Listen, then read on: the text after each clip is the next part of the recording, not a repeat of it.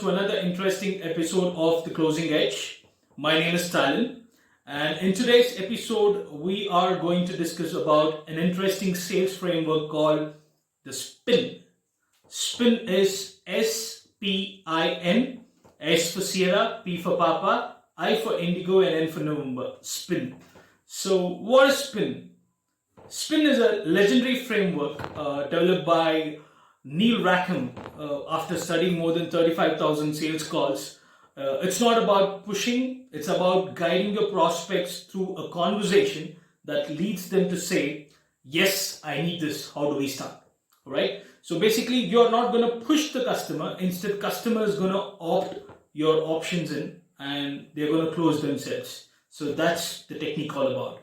So let's break this down further. So SPIN stands for situation, problem, implication, need, payoff. So let's further break it down into parts. First, let's talk about situation.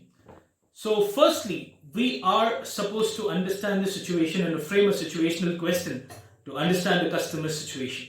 So the goal is to understand the prospect's current situation and the setup and workflow, business context. So if this is done, don't stay too long here because we are just doing this to build the context for the customer. For an example, you can ask the customer, let's understand if customer is into a retail industry. We can probably ask these questions to customer to understand the situation better. We can ask the customer like, so how are you currently handling your inventory and logistics? And then the second question would be something like this. What tools do you use to manage your customer orders? And then the third question would be something like this. Walk me through your current sales process. So by doing this, you're firmly setting a context to the customer and trying to understand how he is currently operating his business. So the first goal is tick. You're done with your situation part. You've gathered enough information. And I want to give you a tip here. These questions should sound like a conversation and it should not be like an interrogation. And if it is like an interrogation, customer would feel that he is answering some survey questions and it will not further lead to an interesting discussion. So moving on to the point number 2, it's called the problem question. Goal is to find the friction and what's not working for the customer. What's most frustrating for him as a customer? What's most frustrating for him as a business person or as an end user? Make them vocalize their pain. Let them vocalize the pain effectively. And this is where the real magic actually starts. So let them be vocal with their problems and let them spill out what real problems they are facing so that we can give them solutions accordingly. So for an example, you can frame questions like this to probe and ask them. So are you facing any delays in the shipping or stockouts? And then do you find it hard to keep track of your customer data across channels? And then you can ask them, are abandoned carts affecting your conversion rates? So these questions, most people would start acknowledging when you ask these questions, right? Understanding the friction points and pushing them there to get this work.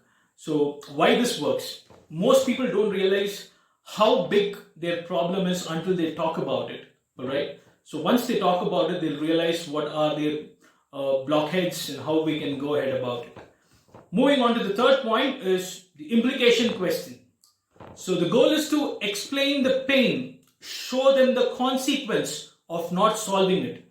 People would sit with problems for ages and not solving the business problem, and then finally they would close the business or they would shut the business. So this would avoid it. This questions would avoid customer from going to that stage. So the goal is again, make them feel the cost of inaction with time, with money, with growth, and with their reputation. Example,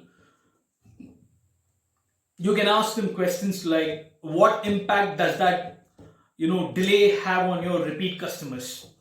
How this delay of delivery is going to impact your repeat customers? Ask them a question and they'll start thinking about it. All right. So they'll start visualizing this. And the second question is, how much revenue do you think you're losing everyone because of that particular issue what you're facing.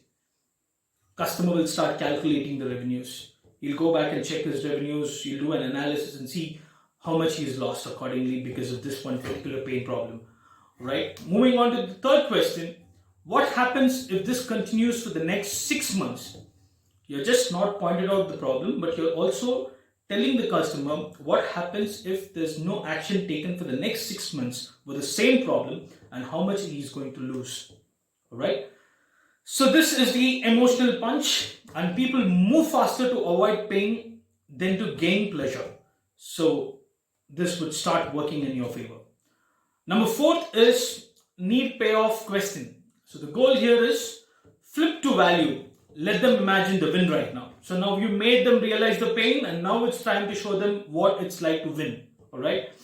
So shift their mindsets from problem to possibility. Make them sell themselves on your solution. Example, you can ask questions like this. If you could cut delivery time by 2 days, how would that affect customer satisfaction? And customer would say, yes. Customer will be really happy because he's getting the product before the anticipated time. And that's going to impact positively in the customer experience. And that is going to build a lot of word of mouth in order to strengthen your business, right? So moving on to the next question. How much easier would it be if all your orders and stocks were tracked from one place? So this is building more efficiency for the customer. If he is a person who is managing this pan-Indian business, pan-Indian product delivery business, and if he is got stuck in reaching out to each delivery partner, and if he is not able to manage it well, and if he's got all of this in a single place, all right, that's going to be very impactful for him, and it's going to solve this problem, right? So this question will help customer realize, that he's got solutions to his problems, and he can move, further by solving this problem effectively, right? So these are some of the things which we can actually ask the customer, and this framework will be a very revolutionary framework for you in order to scale your sales, right? So I think we are done with today's discussion on this topic.